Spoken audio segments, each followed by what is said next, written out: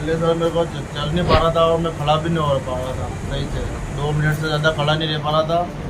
तो अभी मैं खड़ा भी रह सकता हूँ 10 मिनट तक और चल तो पूरे दिन भी सकता हूँ।